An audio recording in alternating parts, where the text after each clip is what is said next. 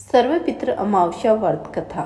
एक बार अछोदा ने 1000 वर्ष तक तपस्या की, जिससे प्रसन्न होकर देवताओं के पितृगण अग्निश्वात और बृहस्पति अपने अन्य पितृगण अमावस्या के साथ अछोदा को वरदान देने के लिए आश्विन अमावस्या के दिन उपस्थित हुए।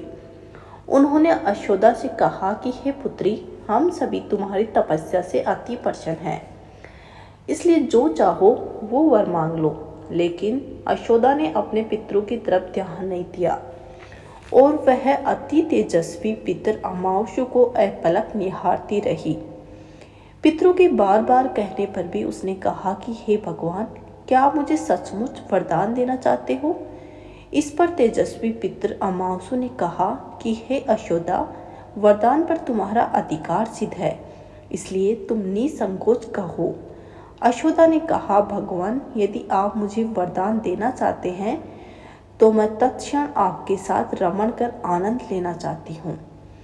यशोदा के इस तरह कहे जाने पर सभी पितर क्रोधित हो गए। उन्होंने अछोदा को श्राप दिया कि वह पितरलोक से पतित होकर पृथ्वी लोक पर जाएगी।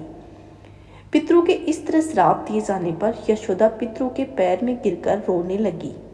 इस तरह यशोदा को देखकर पितरों को दया आ गई। उन्होंने कहा कि अछोदा, तुम पतित योनि से श्राप मिलने के कारण मत्स्य कन्या के रूप में जन्म लोगी।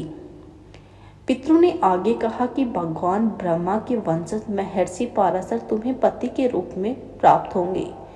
तुम्हारे गर्भ से भगवान व्यास जन्म लेंगे। उसके उपरांत अन्य दिव्य वंशों में जन्म लेते हुए तुम श्राप मुक्त होकर पुनः पितरलोक में वापस आ जाओगी। पितरों के इस तरह कहे जाने पर यशोदा शांत हुई। अमावस्या के ब्रह्मचार्य और धैर्य की सभी पितरों ने सराहना की और वरदान दिया कि वह अमावस्या तिथि की अमावस्या के नाम से जानी जाएगी।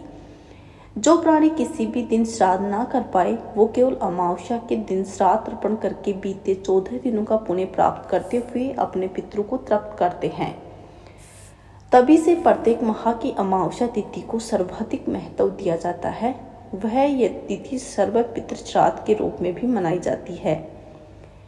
उसी पाप के प्रायश्चित हेतु कालांतर में यह यशोदा महर्षि पाराशर की पत्नी एवं वेदव्यास की माता सत्यवती बनी थी।